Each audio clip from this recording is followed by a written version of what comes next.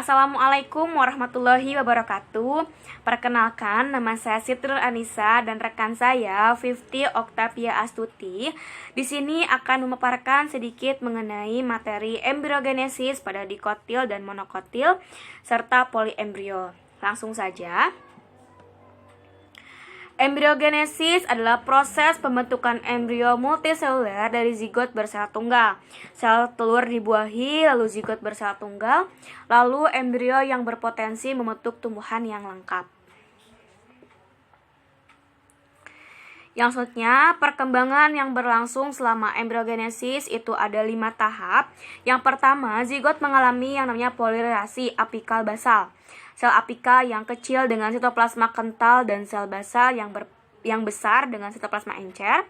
Sel basal akan membentuk struktur berumur pendek yang disebut suspensor, sedangkan apikal akan menjadi embrio.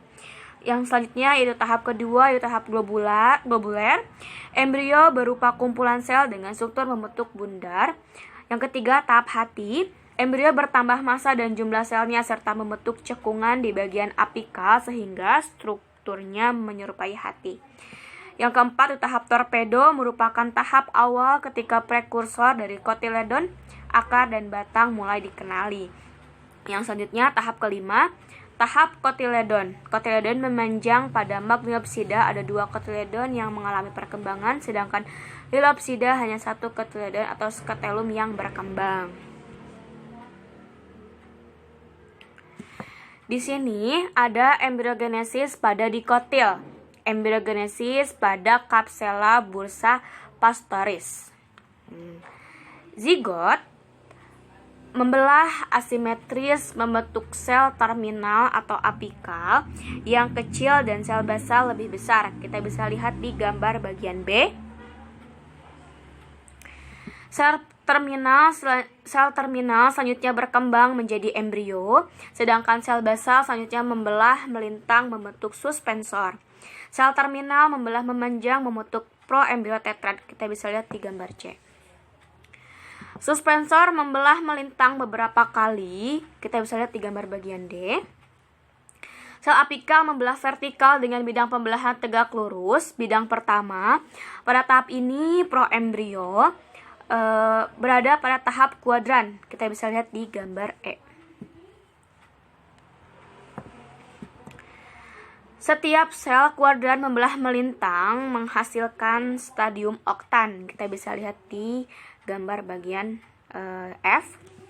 Lalu setiap oktan membelah periklinal menghasilkan protoderm di sebelah luar yang akan berdiferensiasi menjadi epidermis. Sel sebelah dalam akan membentuk meristem dasar, sistem prokambium, hipokotil, dan hipokotil. Pada tahap ini, proembrio berada pada tahap globular. Kita bisa lihat di gambar H, I, J, dan K. Lalu, embrio tahap globular kemudian mengalami pendaratan di bagian apex. Nah, kita bisa lihat di gambar bagian L. Nah, di sini adalah tahap embrio pada tahap jantung. Nah, selanjutnya tahap kotiledon. Nah, pada tahap kotiledon ini pada kedua sisi embrio, tahap jantung akan membelah lebih cepat dibandingkan bagian tengah sehingga membentuk embrio tahap torpedo. Kita bisa lihat di gambar bagian A. Pemanjangan ini terus terjadi membentuk embrio tahap kotiledon suspensor, membentuk embrio masuk ke dalam endosperm untuk mendapatkan makanan. Jadi membantu embrio masuk ke dalam endosperm untuk mendapatkan makanan. Kita bisa lihat di gambar bagian B. Ya, lalu embrio tahap kotiledon yang terus tumbuh akan melengkung di dalam ovulum. Kita bisa lihat di gambar bagian C ya. Nah, di sini juga dapat dilihat suspensor sudah mulai mengecil. Gitu. Ini adalah tahap embriogenesis pada dikotil. Yang selanjutnya itu embriogenesis pada monokotil. Embriogenesis pada monokotil ini perkembangan embrio kita bisa lihat lengkap dengan jelas pada najas. gitu. Zigot membelah melintang yang simetris membentuk sel apikal yang kecil dan sel besar dan bagian basal yang besar. Sel basal membesar tanpa membelah membentuk hosterium sel tunggal. Seluruh embrio berasal dari sel apikal. Gitu. Sel apikal membelah melintang menjadi 2 sel yaitu C dan D. Kita bisa lihat. Ya. Lalu sel D membelah melintang membentuk embrio tahap 4 yaitu sel tetrad yang linear. Kita bisa lihat di gambar bagian B.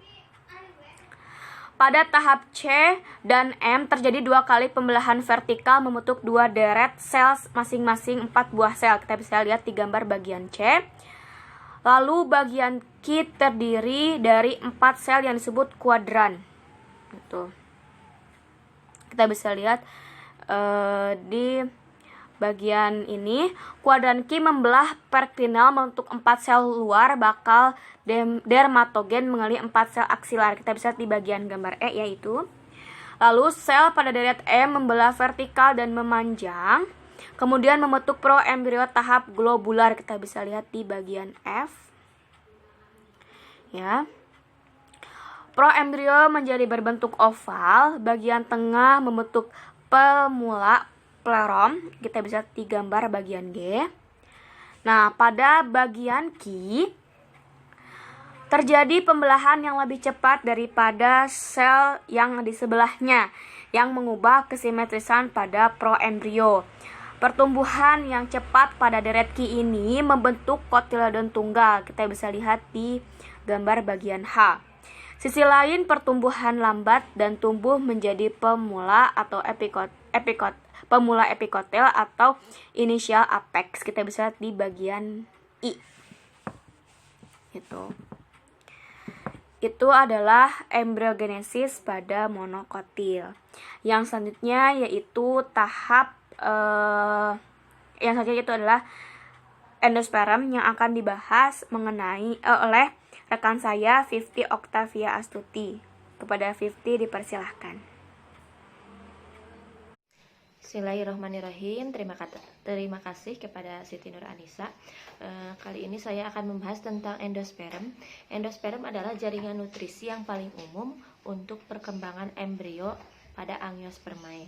Nah, endosperm ini merupakan hasil pembelahan inti primer endosperm yang berkali-kali.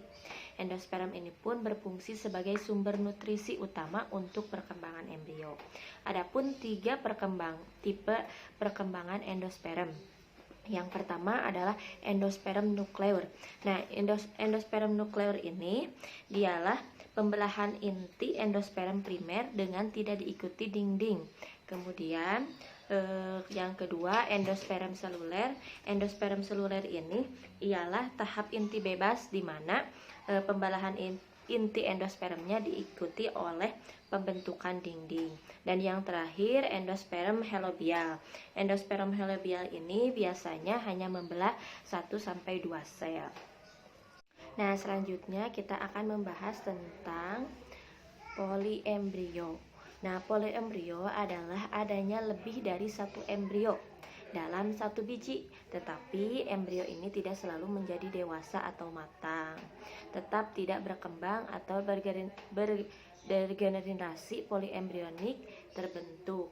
Karena yang pertama pembelahan pada embrio, yang kedua berasal dari sel selain telur, yang ketiga adanya lebih dari 1 kantung embrio dalam 1 ovulum, kemudian yang terakhir berasal dari sel sporofit pada 1 ovulum. Nah, contohnya ada pada embrio adventitive. Nah, selanjutnya kita akan membahas tentang pembelahan pada proembrio. Nah, pembelahan pada proembrio ini menjadi ada 3 tahap ya. Yang pertama, perhatikan di gambar A, itu zigot membelah tidak teratur ya.